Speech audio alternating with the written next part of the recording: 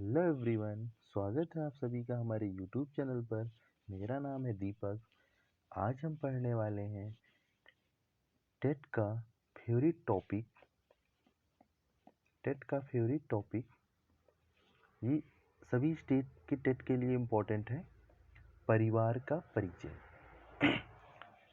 परिवार शब्द की उत्पत्ति लैटिन भाषा के शब्द फैमुलस से हुई है, जिसका अर्थ है नौकर या समूह। यहाँ से क्वेश्चन आता है, परिवार शब्द की उत्पत्ति कहाँ से हुई है? तो परिवार यानी कि फैमिली शब्द की उत्पत्ति हुई है फैमुलस शब्द से। कहाँ से? फैमुलस शब्द से हुई है। ये क्वेश्चन यहाँ से आता है। आगे देखते हैं, परिवार का अर्थ क्या है। तो वह स्थान जहाँ पर दो या दो से अधिक विभिन्न लिंगी स्वभाव के व्यक्तियों का निवास होता है, उन्हें परिवार कहते हैं।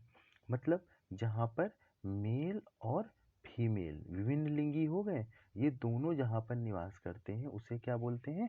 परिवार कहते हैं। परिवार की कुछ परिभाषाएं देख लेते हैं। तो अगस्त कॉम्टे के अनुसार परिवार एक समाज की आधारभूत इकाई है। उन्होंने कहा कि परिवार जो है समाज की आधारभूत इकाई है। आगे देख लेते हैं, परिवार की विशेषता क्या होती है।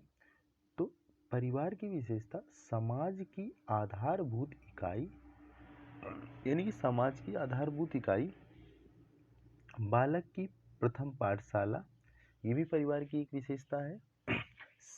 समान आवास, समान भोजन, सामाजिक क्रियाओं का साथ साथ उपयोग, ये भी परिवार की एक विशेषता है। और क्या है?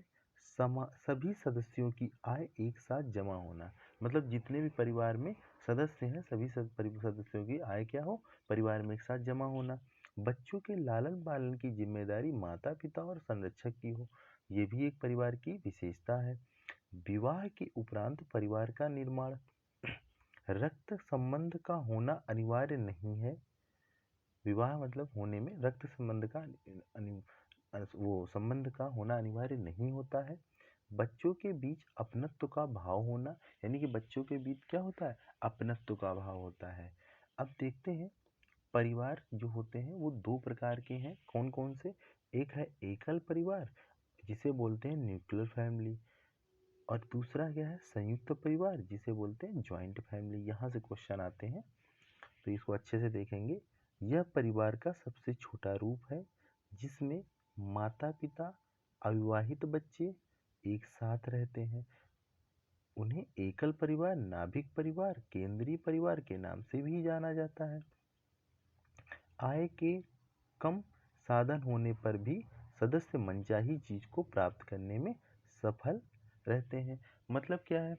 मतलब ये है कि जो छोटे परिवार मतलब एकल परिवार होते हैं, उन्हें न्यूक्लियर फैमिली, यानी कि इंग्लिश नेम लर्न करना थोड़ा इजी है। न्यूक्लियर फैमिली, वहाँ पर माता पिता होते हैं और कौन होता है? माता पिता के अलावा उनके बच्चे होते हैं। तो यहाँ पर माता पिता हो गए और ये बच्चे हो गए, तो माता पिता और बच्चे होते हैं। ये होता है एकल परिवार, यानी कि फर्स्ट जनरेशन और सेकेंड जनरेशन, यानी कि यहाँ पर दो जनरेशन सिर्फ रहती हैं। अब देखते हैं न्यूक्लियर फैमिली के ज्वाइंट फैमिली क्या होती है। तो ज्वाइंट फैमिली यानी कि संयुक्त परिवार इस प्रकार के परिवार में तीन से अधिक पीढ़ियों के लोग एक साथ निवास करते हैं।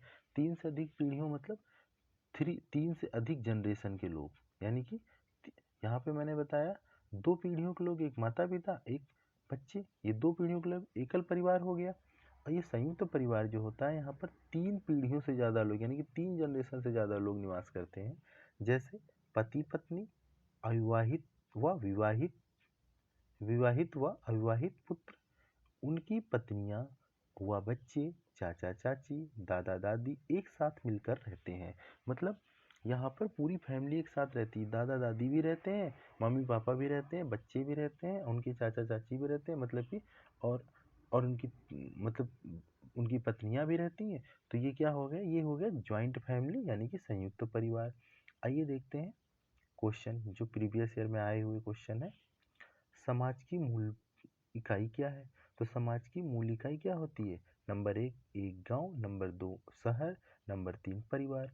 तो समाज की मूल इकाई होती है परिवार। परिवार क्या है? समाज की मूल इकाई होती है। क्वेश्चन नंबर 2 देखेंगे तो हमारी मूलभूत आवश्यकताओं में से एक है। हमारी जो मूलभूत आवश्यकताएं होती हैं, जो हमारी मतलब दैनिक रोज की आवश्यकताएं हैं, वो उनमें से कौन सी एक है? तो क्या सोफा है, आश्रय है, कार है?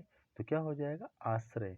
यानी कि सोफे के बिना हम रह सकते हैं और कार के बिना हमारा काम चल सकता है, लेकिन रहने के लिए हमें आश्रय बहुत ज़रूरी होता है। तो हो जाएगा ऑप्शन नंबर 2 राइट आंसर। केवल पिता माता और बच्चे एक साथ रहते हैं कहलाते हैं।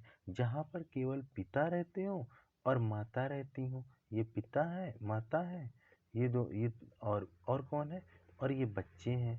तो ये बच्चे और पिता माता अगर जहाँ पर रह रहे हैं, वो कौन सा परिवार कहलाता है? तो वो छोटा परिवार कहलाता है। कहने का मतलब न्यूक्लियर फैमिली या एकल परिवार कहलाता है। फिर आगे देखेंगे क्वेश्चन नंबर 4।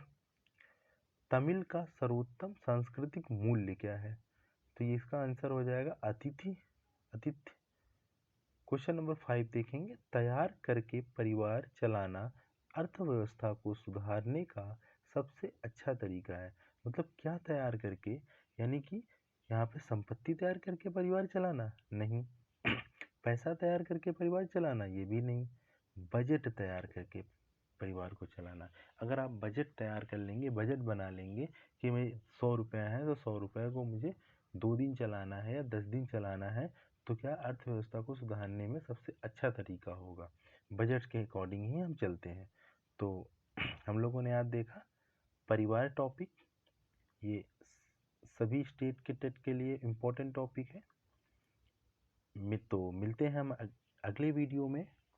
इसी तरीके के टॉपिक्स पढ़ने के लिए चैनल को सब्सक्राइब करें।